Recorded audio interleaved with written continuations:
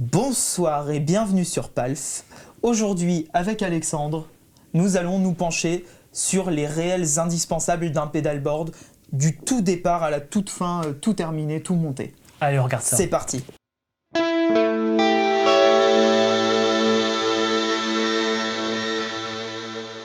Je pense qu'on va commencer par le meilleur, le plus croustillant. Ouais. Raconte-nous tes pires expériences de pédalboard qui t'ont lâché sur scène. Ah ouais, direct. Ouais, direct. Envoie le truc croustillant de ce qui vraiment devrait motiver toutes les personnes qui nous regardent à se faire un bon pédalboard. Un bon pédalboard. Ouais. Le pire, c'était sur une télé. Je crois que c'était France 2, un truc comme Donc, ça. Une télé, un plateau télé quoi. Ouais, Okay. sur un direct télé. Ouais. Pédalboard qui se met, son qui se met à avoir un espèce de sifflement suraigu, plus haut qu'une note de guitare. Donc, tu branches ton pédalboard, t'es sur le plateau télé, il y a tous les autres zikos, et d'un seul coup t'entends pi. Mais voilà, c'est ça. Ininterrompu, Okay. Insupportable. Et le pire, c'est que c'était pendant le morceau, donc au départ, personne ne sait d'où ça vient. On voit que c'est moi, donc là j'ai une petite goutte de transpi. Je fais oups. Et en fait, je regarde, je ne sais pas d'où ça vient. Bon, mon premier réflexe, c'est déjà de faire comme s'il n'y avait aucun problème en termes de... Ouais. Bah, genre t'es devant les gens comme ça, tu fais genre ouais non ça va, tout va bien. Tout va bien. Ça sonne comme un ventilateur ou un réacteur. Et discrètement, tel le hibou, tu t'abaisses et tu commences à checker tous tes câbles un par un, en fait en tapant un peu dedans, mais en les réenfonçant au cas où il y en ait un qui soit légèrement... Bon voilà, ça tu fais ça très vite, tu te rends compte que ça vient pas de là. Donc il y a quelqu'un sur France 2 qui est en train de filmer et qui voit un guitariste en train de frapper son board, c'est toi. Il a eu la décence de pas me cadrer à ce moment. D'accord, ouais, d'accord. Voilà, c'est un peu de professionnalisme. Et très en bien. fait, tout bêtement, donc j'ai réussi à... Parce que ensuite j'ai débranché mon câble, je suis allé direct dans l'ampli, ça allait. J'ai fini le morceau comme ça, il se trouve que c'était la fin du dernier morceau, donc bon voilà. Et en fait j'ai compris après que ça venait de l'interface du patch de mon pedalboard. Ok. Donc tu avais mis un système un peu compliqué où en fait ton pédalboard est tout câblé et tu viens sur le côté brancher juste ton jack. Voilà, c'est ça. Donc en fait l'entrée n'était pas sur une pédale mais sur le pédalboard et l'entrée était ultra cheap en fait. Et il y avait un faux contact. Donc ça me l'a refait ponctuellement pendant un moment. J'ai fini par changer carrément de pédalboard et ce que je faisais c'était que je débranchais puis rebranchais plusieurs fois jusqu'à ce que le faux contact se remette en place. C'est rassurant. Donc c'est pas ouf, notamment quand t'as peur d'avoir ça tout le temps. Je t'assure que tu joues moins. Ouais, je vois le genre. Bon, je t'avoue que moi aussi j'ai eu des sales expériences parce que malheureusement, tu sais, c'est pas dans l'ADN. Tu n'es pas compétent dans l'utilisation d'un pédalboard. et donc, dans mes débuts d'Anna Sands, ça m'est arrivé sur une tournée en Allemagne d'avoir un pédalboard qui a foiré complètement. Foiré. Genre foiré, littéralement. Genre j'avais fait un pédalboard en fait avec peu de moyens. À l'époque, on avait un deal avec Pedaltrain, donc j'avais le petit métro 16 là. Oui. Et j'avais mis 8 pédales dessus en série avec des jacks mal faits et une guirlande. Ouf. Bah, tout ce qu'il faut et pas faire. Même pas une one spot, j'avais mis la fameuse Alim au champ dont parle Julien. Oui, d'accord. Mais pas au champ, c'était un chong déguisé sur du 9 volts. Référez-vous à la vidéo sur les alimentations. Les alimentations, on en reparlera après des aliments. Enfin bref, j'avais mis la totale de ce qu'il fallait pas faire. Mais tu vois, quand tu branches et que tu allumes les pédales, ça va. Parce que tu as un peu un effet buffer qui se fait. Et j'avais pas mis de buffer sur mon pédalboard, il n'y avait rien, il y avait juste les pédales. Et donc je me pointe dans un magasin en Allemagne où en fait c'était une sorte de studio magasin et les gars c'était des experts, tu vois. Et je suis arrivé, je me suis fait éclater. Le gars il branche, il fait « Oh, elles sont bien les pédales ». Et après il éteint toutes les pédales, il fait « Par contre là t'as un petit souci sur ton pédalboard. T'as plus d'aigus mon gars ». Là tu te sens pas bien. T'es un peu gêné. Et quand t'allumais les pédales aussi, ça manquait d'aigus. Donc voilà, vous l'aurez compris, quand on se lance dans un pédalboard, en fait, c'est important de bien le faire. Il y a plein de choses à connaître. C'est très très important de prendre en considération tous ces éléments avant de vous lancer. Parce que si vous faites mal les choses et que vous voulez avoir un résultat de qualité, pour pas dire professionnel, mais vraiment de qualité, renseignez-vous. Bien sûr. Ça tombe bien, on est là pour ça en fait. Ouais, c'est ça. Donc, le premier élément d'un pédalboard, c'est le pédalboard. C'est très profond ce que tu dis, ça me parle beaucoup. Je crois que plus clair, j'aurais pas pu faire mieux. Ouais, il doit y avoir un award à te décerner pour ça. J'accepte. On a la vignette. J'accepte. Donc, on a plusieurs solutions. On vous a fait une vidéo avec Swan qui s'appelle la bataille de pédalboard. À l'abordage. À l'abordage. Ouais. À l'abordage, bataille de pédalboard. Donc vous voyez Swan avec une visseuse. Swan avec une visseuse et moi en train de lui envoyer un gros punch. Et. Oui, je te l'ai bloqué. Parce que tu fais des bêtises avec. Et donc, arrête de jouer avec. Et donc, allez voir cette vidéo. En fait, on compare plusieurs types de pédalboard. Nous, aujourd'hui, on a choisi les Acclam parce que vous le savez, c'est les pédalboards qu'on préfère. C'est très facile pour installer et désinstaller des pédalboards sans mettre de velcro. Oui. Et moi, j'adore la gueule que ça a. Après, toi, personnellement, tu as choisi quoi pour ton pédalboard? Moi, je suis sur un Pedal Train classique junior. Classique junior. Alors là, plus classique, tu fais pas, justement. C'est ça. La référence. Ce qui est bien avec ce Pedal Train, c'est qu'il est un peu surélevé, donc tu peux caler une anime en dessous. Oui, c'est ça. Ce qu'on peut pas faire avec le Acclam. En revanche, le Acclam. Enfin, l'Acclam, si tu mets les pieds, pareil, c'est incliné, tu mets l'anime en dessous. C'est vrai. Mais le Acclam, là, pour quand on fait des tournages et qu'on monte et démonte un nombre de pédalboards impressionnant, c'est hyper pratique. C'est super pratique. Donc là, aujourd'hui, on va partir là-dessus. En fait. Oui, le Acclam qu'on a. On va partir sur un Acclam. Tout le temps. Donc là, c'est le petit modèle. Attends, si je le mettais à l'endroit, ce serait mieux. Il y a un sens en vrai, c'est parce que là, tu as les trucs pour surélever. Bien sûr. Donc voilà, le Acclam que vous connaissez si bien va être notre pédalboard pour cette expérience de ce jour. Ok. Donc c'est un système où on met des tampons, vous allez voir ça petit à petit. Au niveau du budget pour un pédalboard, on peut trouver des pédalboards vraiment pas chers, style Rockboard, ou encore même moins cher, genre Harley Benton et tout. Je crois qu'Harley Benton en font, effectivement. T'as des trucs vraiment pas chers, ou Palmer, etc. Ça doit tourner dans les 50-100 euros. Ouais. Bon, c'est vrai que ça reste quand même une planche en alu, donc en soi, c'est pas dramatique de pas mettre le budget. Malgré tout, Pedal Train, c'est la marque référente. Tiens, j'ai une anecdote là-dessus. Mon premier Musique Messeux avec Florent Garcia. Ouais. On est allés tous les deux en Allemagne. On avait fait un pédalboard du coup avec les pédalboards Thomann. C'était... c'est quoi leur marque? Pedal B, je crois. Pedal B, ouais. Pedal B. Je sors de l'aéroport de Francfort avec mon pédalboard tout fier et tout, genre premier Musique Messeux. Bim, la sacoche qui s'éclate dans ma main. C'est quoi, c'est la poignée qui lâche? La poignée, la fermeture éclair aussi, tout éclaté. Tout éclaté. C'était la première fois que je sortais ce pédalboard de chez moi. Donc voilà, j'arrive et on rentre dans le Musique Messeux et on tombe sur le stand Pedal Train et on rencontre les gars de Face. Donc voilà, révélation, tiens, on va prendre du Pedal Train. Et je leur raconte mon histoire, ils étaient tout contents, Pedal Train, genre ah ouais, c'est ça les copies pas chères.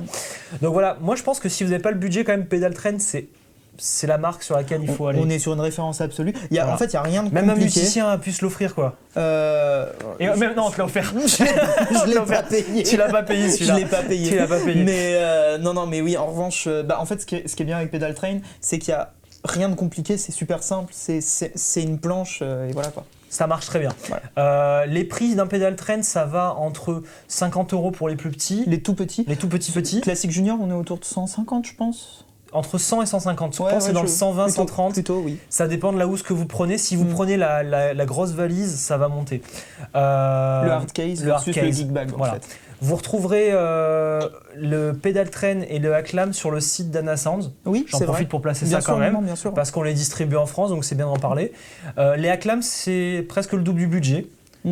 Mais voilà, c'est pour ceux qui ont les moyens. Il y a plus de travail. Il y a plus de travail, tu as des tampons et tout qui se visent. Enfin, voilà. Regardez la vidéo à l'abordage, on en parle en détail. Prenez votre temps. Donc, deuxième étape, on va parler du chaînage. Donc ça, c'est très très important si vous voulez vous mettre à faire un board. Ce qui est indispensable, c'est de savoir quel type de board vous voulez faire. En fait, quelle est votre stratégie? Où est-ce que vous allez? Est-ce que vous allez faire un truc classique ou un truc un peu compliqué? Tiens, Swan, je te propose de choisir 3 pédales. Là, on a plein de pédales là-bas. Okay. L'accordeur, on en parlera plus tard. On en parlera plus tard. Tu prends un overdrive, un boost, un delay. Un overdrive, un boost, un delay. J'aime cette esthétique. Ok, c'est parti. Vous êtes prêts? Ok, c'est bon. Alors, je suis de retour. J'ai choisi mes 3 pédales. J'adore les petits moments où j'ai le droit de choisir, comme ça, je te jure. C'est le seul moment de ta vie où on te laisse décider. Profites-en. Complètement. Alors, la première, j'ai pris le Katana Clean Boost. Ensuite, j'ai choisi comme overdrive. Alors là, je me suis fait un kiff. J'ai pris la Vemuram Jan Ray. Un vrai hipster. Ah ouais, complet. Non, mais j'assume. Vemuram Jan Ray. Et puis, comme delay, je suis parti sur un delay que j'adore, la Utopia de chez Anna Sounds. Yes. Ok, donc c'est mes 3 pédales. Ça fera notre base de réflexion. Ok. Maintenant, on va parler des différentes stratégies que vous pouvez aborder pour construire votre board. Le pedalboard classique, on y est. Voilà, là c'est très simple. Tu ferais comme ça, j'imagine. Katana, Vemurab et Utopia. Voilà. Donc ça, voilà, je me fais un petit board classique. Je fais par exemple du blues, du rock, de la funk, ce que tu veux. Là, on va déjà pas mal avec ça. On peut faire des choses. Je me branche en série. Et donc en série, c'est-à-dire les unes derrière les autres. Donc la guitare. De la guitare, comme ça, je vais à l'ampli. Ça, tout le monde connaît. Très simple. Très simple, mais efficace. Oui, ah bah complètement, bien sûr. 90% des pédalboards ont fait ça. Maintenant, intervient la question de la boucle d'effet. Oui, alors ça peut être très utile, enfin voire même complètement nécessaire, si tu as par exemple un ampli qui est déjà un peu drivé. C'est-à-dire qu'un ampli qui va être déjà drivé, alors je me Donc tu veux dire une tête d'ampli saturée, on est d'accord? Ouais, c'est ça. Quand quelqu'un fait du high-gain. Mais même un clean qui commence à cruncher, il faut passer dans la boucle d'effet si ça crunch, parce que c'est quand même dégueulasse, quoi. En fait, ça revient à la même question du chaînage. En fait, c'est comme si, imaginons ça c'est notre ampli, la Vemurab. Bien sûr. Si tu fais ça, tu lui envoies tu envoies ton delay dans quelque chose de saturé, ça marchera moins bien que de faire comme ça. C'est très particulier en tout cas. Dans la plupart des cas, il y en a qui aiment faire l'inverse. Oui. Typiquement, on a eu une vidéo pour Anassance de Pedal Partners où les gars ils ont mis tout à l'envers. D'accord. Genre la Element en première, donc la reverb à ressort en première et les saturations après, genre la fuzz après quoi. Énorme. Bah, c'était pour faire du noise. Voilà, mais après ça on le fait pas de manière classique sur tout pedalboard. Voilà. Et donc si ton ampli est saturé, et bah, c'est logique de mettre ta Utopia après dans la boucle d'effet. Voilà. Et donc c'est là que la boucle d'effet intervient. Et là tu as deux façons de faire. Soit tu as un pedalboard de taille conséquente et donc tu vas faire venir 4 câbles dans ton pedalboard.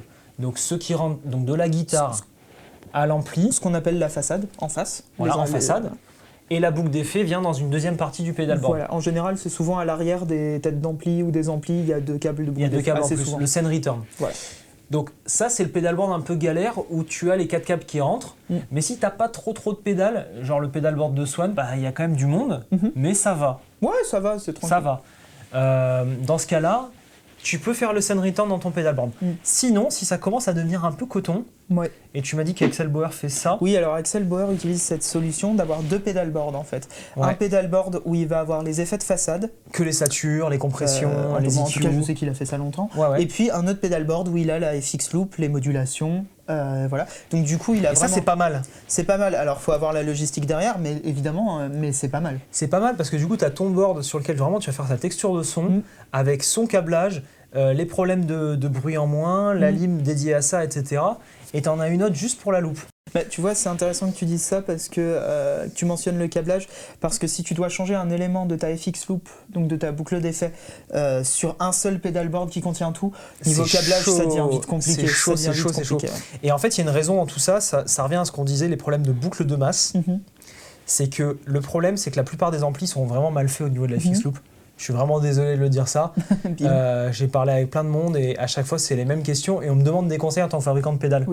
Parce que y a les problèmes de masse qui reviennent de la boucle d'effet, qui repartent dans la façade. Et là, tu te retrouves avec des boucles, ça va te faire du buzz. Là, on est en train de développer un produit qui utilise la FX Loop de l'ampli pour sortir du mix en high gain. Et on a mesuré des boucles d'effet avec des tensions. Il y a des offsets, tu vois. Et donc, c'est à nous de les filtrer en tant que fabricant de pédales. Oui, d'accord. Donc, c'est bien de séparer les deux boards. C'est là où tu auras le meilleur rendu. En tout cas, moi, c'est ce que je ferais. Si je devais faire un pedalboard de l'espace avec plein d'effets de modules et plein d'effets de satu, je mettrais 2 pedalboards de taille moyenne. D'accord. Ça, c'est mon choix. Ça fonctionne. Alors là, encore une fois, en termes de logistique, c'est autre chose. Je parle pas en tant que quelqu'un qui fait des tournées. Ça peut le faire, mais si t'es l'artiste principal, quoi. C'est ça le truc. Tu me diras, je connais un musicien, un petit groupe local qui s'appelle Benoît et la Lune. Lui, il joue sur acoustique et électrique. Et sur Benoît et la Lune, il joue sur acoustique. Et du coup, il a beaucoup d'effets. D'accord. Et du coup, il s'est mis 2 boards. Très bien. Et ça marche super bien. Bah, super. Un autre truc super intéressant, et ça, je vous conseille d'aller voir Vat Pedal Show qui le présente très bien, c'est le wet dry wet. Ouais. Il y a Jean-Mi Cashdan qui est un grand utilisateur de ce système-là. Il avait même fait une masterclass à Puto sur le sujet qui était hyper intéressante. Super intéressante. Et donc, le principe, il est simple. C'est qu'en fait, on va avoir un ampli qui va se faire éclater la gueule. On va lui mettre toutes les saturations dessus. Et on va récupérer ce son-là et on va l'envoyer en stéréo sur des enceintes qui vont prendre tous les effets de modulation. Donc de ces enceintes-là ne sortiront que les reverbs, delay, etc. Oui, mais après avoir repiqué l'ampli de saturation. D'accord. Voilà. Je me rappelle du son de Jean-Mi, en tout cas, Cache-Dents, c'est monstrueux, qui était incroyable. Parce que du coup, tu mets que des pédales dans la boucle d'effet qui sont des pédales stéréo, et donc tu peux te retrouver avec des délais ping-pong, des reverbs qui vont te faire un stéréo panning, enfin une stéréoscopie, pardon. Tu vas te retrouver avec un truc de ouf. Ce qui est intéressant en plus, side note complet, mais c'est pour l'ingé son qui va pouvoir repiquer séparément les effets du dry et du coup éventuellement corriger. Oui, il peut te dire je te laisse tes satellites pour que tu te fasses plaisir et je te prends juste ton dry et je m'en occupe après, quoi. Non, je veux dire, il peut gérer les niveaux de ton fixe. Alors après, je suis pas sûr que ce soit une solution beaucoup plus utilisée en live, à part dans les petites scènes, parce que je pense, j'ai l'impression que c'est quand même un truc pour te faire vraiment plaisir. Je pense, je pense à un truc, il y en a plein parmi vous, je sais que vous avez un petit garage avec tout votre matos, j'en parlais l'autre fois avec un client. Vous mettez ça dans le garage avec vos 2 grosses enceintes de monitoring. C'est ça. Et là, ça fait vraiment très mal. Ça doit être chouette. Et l'élément final qu'on va survoler, le switcher. Oui, alors le switcher, c'est quelque chose. C'est un sujet à part entière là, pour le coup. Attends, on revient avec un switcher. Jean Switcher. Jean Switch. Donc, ou Boss ES8, donc ça c'est un bel exemple de switcher. Oui, mais ça c'est pour les intimes. Voilà, c'est ça. Donc là c'est le gros système qui fait peur à la plupart des guitaristes. Ah ouais, moi là je suis terrifié. Il faut sortir de la programmation, il faut réfléchir. En gros ça se met sur le pedalboard, avant les pédales. C'est plus gros que le pedalboard. C'est évidemment plus gros que le pedalboard. Et donc l'idée du switcher, c'est en fait de vous simplifier la vie. Ah. C'est ça le postulat de départ en fait. Bon, malheureusement en pratique, ça simplifie la vie de peu de personnes parce qu'il faut le programmer, etc. Mais en tout cas, l'idée de base, c'est qu'on branche toutes nos pédales dans le switcher et on va créer ce qu'on appelle des presets. Oui, d'accord. Donc tu appuies sur le bouton 1 et ça va t'activer par exemple la Vemurame avec la Utopia. C'est ça. En fait, si je dis pas de bêtises, tu m'arrêtes. Hein. Vas-y, dis des bêtises. Mais en gros, oui d'ailleurs, en fait, tu m'arrêteras de toute manière. Sur un pedalboard avec un switcher, ou admettons que toutes les pédales sont dans le switcher, toutes tes pédales sont always on en fait. Et c'est simplement quand tu vas venir les activer seulement avec ça. Et l'avantage, c'est qu'en termes aussi de pureté du signal, du coup, tu ne passes que par les pédales que tu actives. Exactement. En fait, il va venir se choper les trucs et il va te faire le chemin le plus court. Là, on a le Boss ES8. On peut citer par exemple le Gig Rig le G3 là, qui vient de sortir. Le G3 qui est incroyable. Voilà. Bref. Et qui est incroyable mais que tu n'as jamais branché. Non, mais j'ai vu jamais tu feras ça. Non, j'ai vu toutes les vidéos et le marketing m'a tué. Du coup, je dis que c'est incroyable. Bah oui. Évidemment. Merci Dan quoi. Et t'as aussi l'Octa Switch qui est efficace. Oui, ouais. L'Octa Switch, enfin t'as plein de trucs. Bon, il y en a beaucoup. Il y en a plein des switchers. C'est une solution que j'ai l'impression qui devient has-been. Ah ouais, tu trouves? Oui, parce que... Alors dites-moi ce que vous en pensez en commentaire. Ouais. J'ai l'impression que ça a été boudé finalement parce que ça demande de la réflexion, de la programmation et tu perds la spontanéité. Oui, d'accord. Ok. Et un truc que j'aime bien, c'est Morningstar. D'accord, je connais pas. C'est des pareils de Singapour. On en parlait tout à l'heure. Là-bas, je pense qu'il commence à y avoir des choses qui émergent. Une marque de jeunes qui ont sorti un nouveau type de switcher en MIDI où en fait tu as d'un côté les switches et de l'autre les relais. Alors jusqu'à présent ça va, les relais avec les jacks pour activer les pédales. Jusqu'à présent c'est rien de nouveau, mais ce qui est super intéressant c'est qu'en fait tu peux programmer en live en appuyant sur les boutons des pédales. D'accord. Tu appuies sur le bouton de la pédale correspondant au relais et ça va mettre en mémoire directement le truc. Okay. Donc ton programme tu le fais en live. Ok, donc c'est encore un autre étage de réflexion. Enfin, c'est beaucoup plus facile. Une démarche, voilà. C'est simplifié en fait. Le Morningstar, je vous conseille d'aller voir ça. D'ailleurs, j'aimerais bien en parler sur PAL, fin de ces 4. On a fait le tour des stratégies et des types de câblage possibles pour votre pedalboard. Donc gardez bien ça en tête, c'est super important si vous voulez un pedalboard qui a de la gueule et qui tient la route. Réfléchissez-y avant, ne pas partir comme ça à l'aventure. Mais en fait, en général, c'est bien, et vous m'entendrez vraiment pas souvent dire ça, c'est bien de commencer par un multi-effet. Oui, je vois. Bah oui, parce que ça te fait découvrir tout plein de choses. Quand tu démarres. Notamment, en plus aujourd'hui, les multi-effets, propose l'ordre de chaînage, c'est-à-dire que dans un... Alors, accès fixe pour démarrer, c'est compliqué, mais t'as compris ce que je voulais dire, dans un Helix, dans un... ou même un plugin. Ouais, les plugins, on a l'ordre de chaînage qui apparaît, donc on peut expérimenter avec. C'est ça, expérimenter avec. Moi, c'est comme ça que j'ai fait en tout cas. J'ai eu le Zoom G2.1U, j'ai eu le Boss GT8, j'ai eu ça. Et je me suis fait la main avec, ça m'a permis de comprendre un peu les effets que j'aime, les sons que j'aime bien, etc. Enfin, ça, c'est mon conseil. Et ensuite, rentrer dans la pédale individuelle. Alors, on peut évidemment pas parler de pédale, de pédalboard et tout ce domaine-là sans parler d'Alim, évidemment, d'alimentation. Ça, la lime, vous avez compris que c'est un sujet très important pour nous. Et d'ailleurs, on a fait une super vidéo. Enfin, j'espère qu'elle est super, je sais rien. On a fait une vidéo. En tout cas, on a eu des bons retours dessus sur comment choisir son alimentation en détail. Les grandes lignes. La première solution qui marche bien, surtout pour les petits pédalboards comme les classiques qu'on a vu tout à l'heure, avec 3 pédales, c'est une one spot et une guirlande. Pour 40 €, on est bon. Après, voilà, il y a la K+. Dana Sounds qui, là, on va taper entre 179 et 279 € selon les tensions, etc. qu'on a besoin, là, etc. Et après, on a plein d'autres marques qui sont là depuis longtemps, comme Kiox, qui ont des solutions un petit peu moins chères et qui sont très efficaces. Kiox, on pourrait citer Strymon, T-Rex. Voilà. Il y a de quoi faire. Toi, je sais que tu m'as demandé la K+. Je t'ai demandé la K+. Que tu vas pas tarder à avoir. Et on va percer ton pédalboard, on va installer tout ça. Là, pour l'expérience, comme on a une K+, on va brancher ça. Mais très honnêtement, là, les pédales qu'on a ne sont pas des pédales qui posent problème. On aurait très bien pu mettre une guirlande.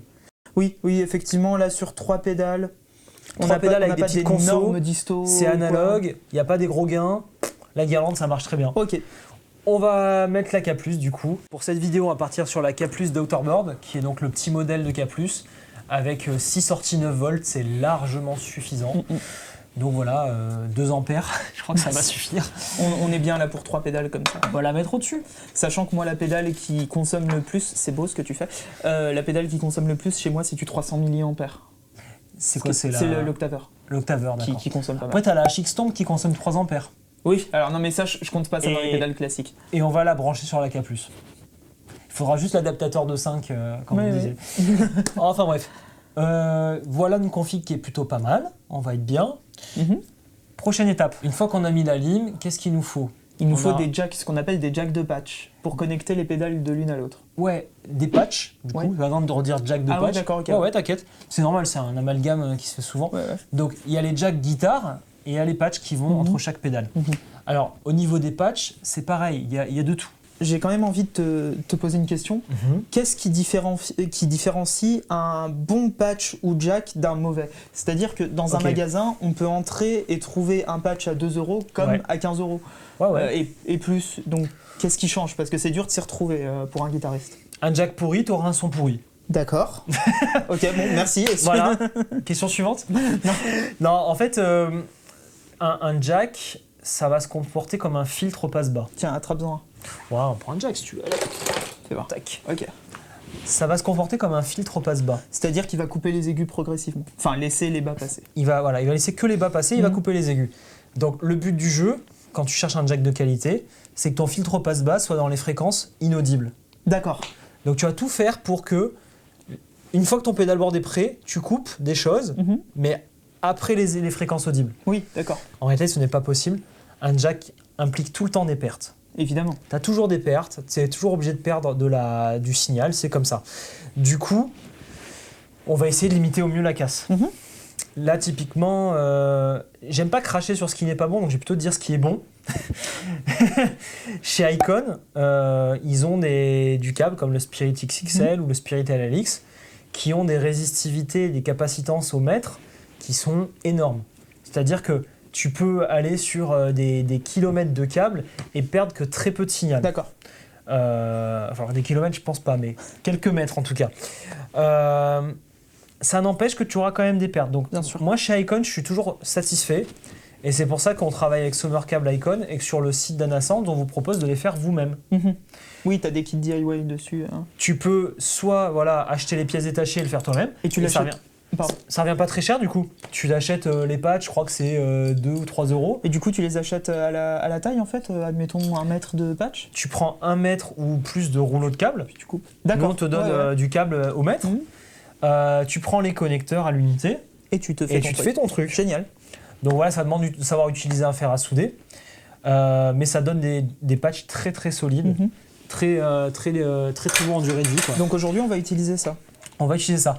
Sinon, si tu sais pas souder, on peut te les fabriquer. Ouais, ça c'est pour moi, ça. Ça c'est pour toi. Je sais très bien que tu vas me passer une commande de câbles. Et voilà, sinon, si vous n'avez vraiment pas de budget, faites attention. C'est vraiment dommage de mettre des pédales à 200 balles avec des petits câbles tout pourris. Ouais. Je sais que toi, pour l'instant, tu as mis du EBS. Ça fait l'affaire. Je pense que ça sauve les meubles. Mais c'est pas terrible du tout. Je bossais avec leur distributeur en Allemagne et ils m'ont avoué qu'ils ont eu quand même pas mal de soucis. D'accord. Et j'en ai ouvert un une fois quand j'en ai commandé. Et j'ai mesuré. C'est pas super beau. C'est pas beau du tout. D'accord. Bon, après, ils sont peut-être améliorés, mais j'aime pas ces patchs, c'est pas du vrai patch. D'accord. Après, si vous avez envie de faire vous-même les patchs sans souder, pour avoir la bonne longueur, il y a les évidences audio qui sont pas mal. Évidence, c'est connu ça pour le coup. Le problème de ces patchs qui sont pas soudés, c'est que du coup, tu vas avoir une oxydation qui se fait entre le câble et le connecteur, et ça va créer un isolant et donc du passe-bas. Donc, il vaut mieux savoir souder. Je pense que oui, effectivement, la meilleure solution, elle est là. D'ailleurs, je vous invite, si ça vous donne envie, si ça vous fait envie, spécialement pour Palf, on pourrait se faire une masterclass fabriquer cette jack. Ah, ce serait intéressant. Ce serait super classe. Ce serait pas mal. On l'a fait sur FX Teacher, mais ça me dérangerait pas de vous faire un petit live YouTube. Mettez-le en commentaire. On se fera un petit délire. Vous prenez les jacks, le fer à souder et on fait ça ensemble. On fait ça. Très bien. Donc voilà, on a les jacks.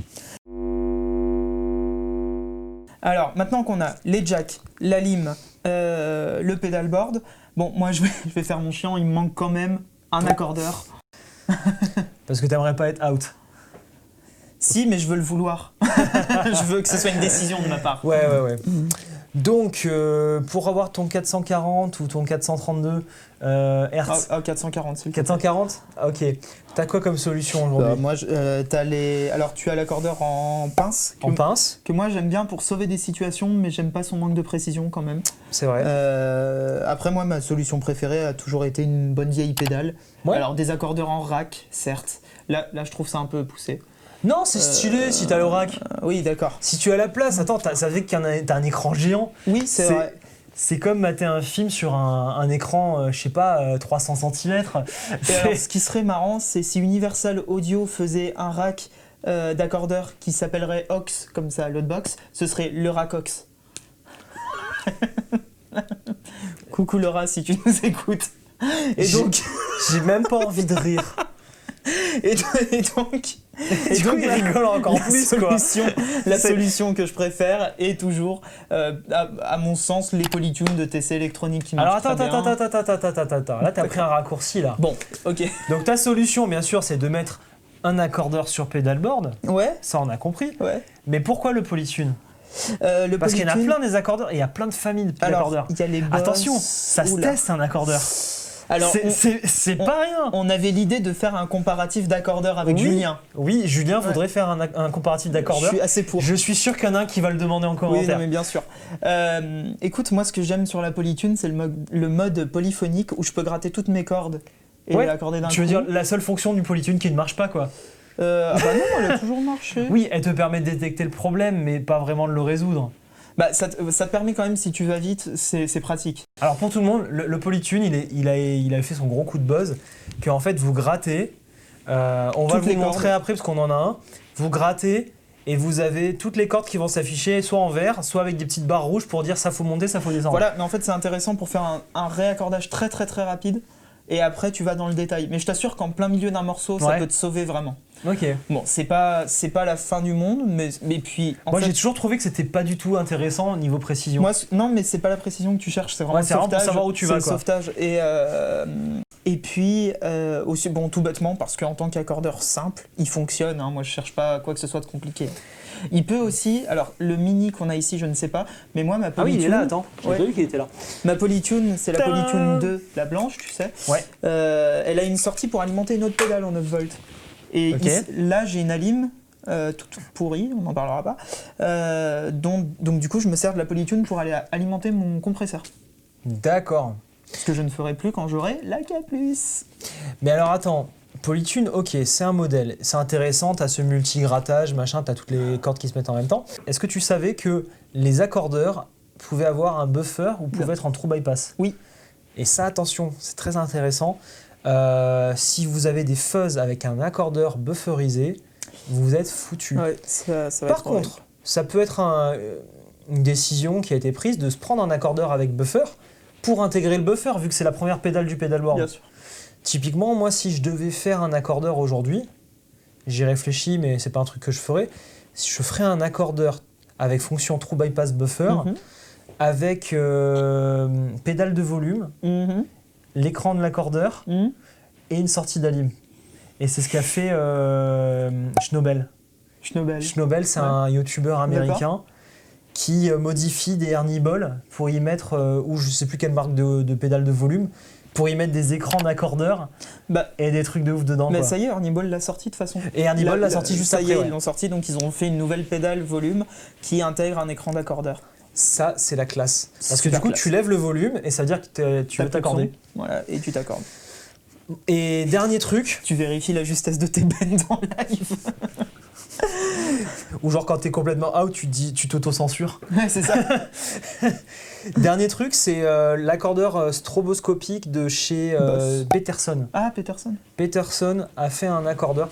Alors, je ne l'ai jamais eu et je vais demander à Feeling de nous l'envoyer parce que c'est pour les petits c'est chanceux. intéressant. Donc, l'accordeur stroboscopique, l'idée, c'est qu'en fait, on va avoir des fréquences qui vont osciller et plus ça va aller vite ou moins ça va aller vite, ça veut dire que vous êtes dedans. Alors, je ne sais plus lequel. D'accord.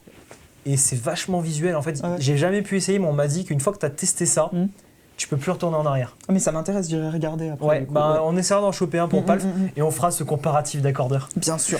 Ok, donc là aujourd'hui on va utiliser la Polytune, c'est quoi? C'est la 2 mini. Voilà. Ouais, la 2 mini noire. Et enfin, les petits accessoires utiles dans un pedalboard. Tous les à côté d'un pedalboard. Ouais. Alors, tiens, premier auquel je pense, le velcro, ce qu'on appelle le velcro en général.